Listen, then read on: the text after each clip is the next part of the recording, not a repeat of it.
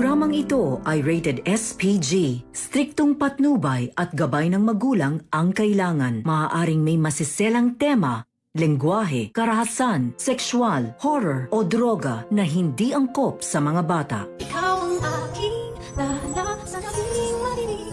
Ikaw ang Pakita na si Don Pepe kay Moira. Idadamay kaya ni Moira si Zoe at Carlos? Eto na kaya ang katapusan ng kasamaan nilang tatlo.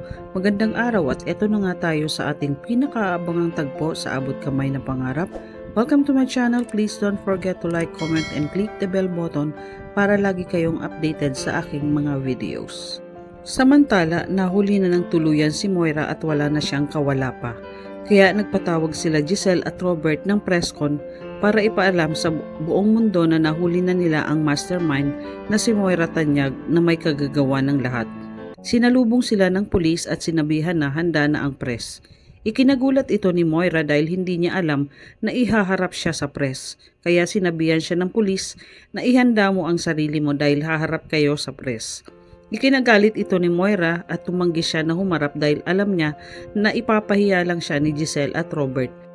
Kaya nakiusap si Moira na haharap lang siya kung magtatakip siya ng muka at pumayag naman ng pulis. Sa kabilang dako naman ay nagpag-abot si Zoe at Justin dahil sinabihan ni Justin si Zoe na mas maganda kung kasama mo ang mami Moira mo sa kulungan. Dahil nagtataka daw si Justin kung bakit hindi kasama si Zoe sa inaresto kasi mas bulok pa ang ugali niya kesa sa nanay niya. Inawat naman ni Annalyn ang dalawa pero mas lalong ikinagalit ni Zoe nang sabihan siya ni Justin na isa din siyang kriminal katulad ng nanay niya. Hindi napigilan ni Zoe ang sarili niya kaya sa galit niya, pagdaan ni Justin sa harap niya ay bigla niya itong hinablot ang buhok ni Justin kaya lumaban din si Justin at sinabunutan niya si Zoe. Pinigilan naman ni Annalyn ang pag-aaway ng dalawa. Nang mabitawan nila ang isa't isa, sinabi ni Justin na wala kang pinagkaiba sa nanay mo. At sabay na tinalakuran niya si Zoe. Naiwan naman si Zoe na galit at pinakalma naman siya ni Annalyn at sinabing hayaan mo na siya Zoe, huwag mo na siyang patulan.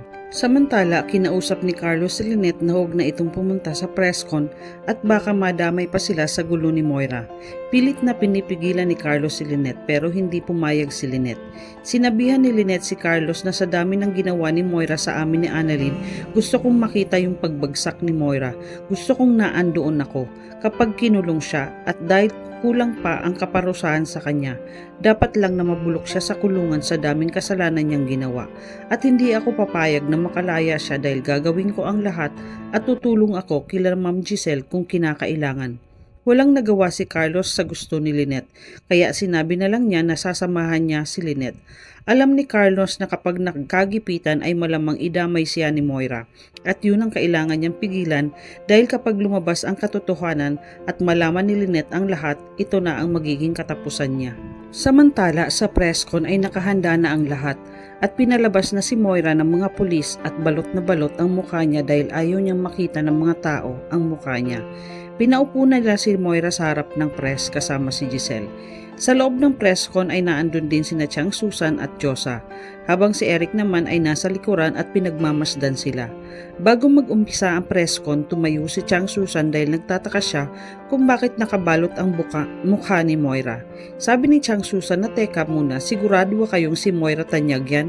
Bakit balot na balot ang mukha niya? Sabi naman ni Josa na dapat nakikita namin yan dahil baka mali ang taong yan at baka iba ang taong yan. Hindi kami papayag na hindi namin makita ang mukha niya. Natatawa naman si Eric sa gustong mangyari ng dalawa. Narinig ni Giselle ang pakiusap ng dalawa kaya tumayo ito at nilapitan niya si Moira. Inalis ni Giselle ang nakatakip sa mukha ni Moira, kaya ikinagulat naman ito ni Moira nang biglang tanggalin ni Giselle ang nakatakip sa kanya. Sumigaw si Moira na ano ba? Bitawan mo nga ako. Ikinagulat ni Chang Susan at Josa nang makita nila na si Moira nga ito at hinihiya dahil sa nilantad ni Giselle ang pagmumukha niya sa harap ng maraming tao. Habang si Zoe naman ay nakatingin lang sa mami Moira niya, awang-awa siya sa mami niya dahil siya ang naging dahilan kung bakit ito tuluyang nahuli.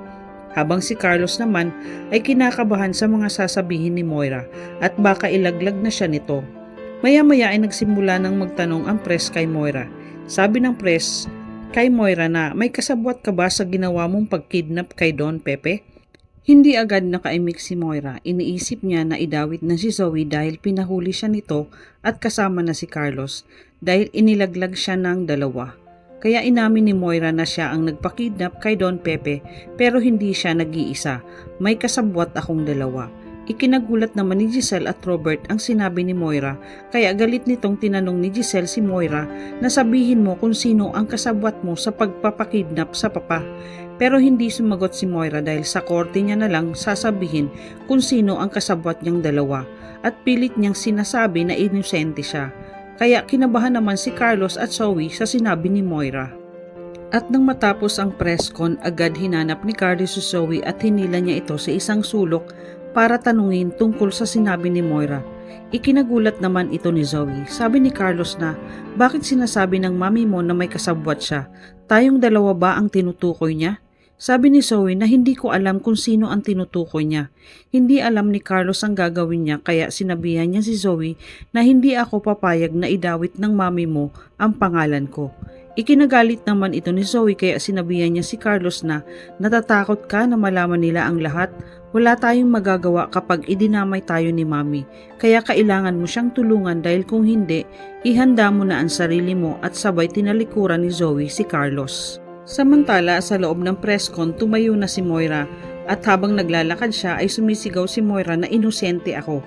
Wala akong kasalanan. Sa galit naman nila Chang Susan at Josa ay binato nila si Moira ng tissue dahil alam nilang nagsisinungaling ito. Kaya inawat na ng mga pulis dahil biglang nilapitan si Moira ng mga press para sana magtanong pa. Pero biglang nagpakita kay Moira si Don Pepe sa harapan niya at galit na sinabi nito kay Moira na makukulong ka sa ginawa mo sa akin, makukulong ka. Sisiguraduhin ko na mabubulok ka sa kulungan kasama si Zoe at Carlos. Nagulat naman si Moira nang makita niya si Don Pepe sa harapan niya. Nagalit na galit at biglang nagsabi na, Dad? Narinig ni Giselle ang sinabi ni Moira kaya sinabi ni Giselle, anong dad ang sinasabi mo? Natakot si Moira dahil alam niya na nagpapakita na din sa kanya si Don Pepe tulad ng kay Zoe. Ipinagtaka naman ni Chang Susan at Josa nang makita nila si Moira na parang may kinakatakutan. Kaya sinabihan nila ito no, ano Moira, kinakain ka na ba ng konsensya mo? Dapat lang talaga sa'yo yan dahil sa dami ng kasalanan mo na dapat mong pagbayaran. Tuluyan ka nang mabubulok sa kulungan. Naiiyak na lang si Moira at sumisigaw na siya na inosente ako at wala akong kasalanan. Idamay kaya ni Moira si Carlos at Zoe? Tutulungan kaya ni Carlos si Moira? Katapusan na kaya ng kasamaan ni Moira? Yan ang ating pakaabangan dito lang sa Abot Kamay na Pangarap. Huwag bibitiw at huwag kalimutan mag-subscribe. Maraming salamat po and God bless.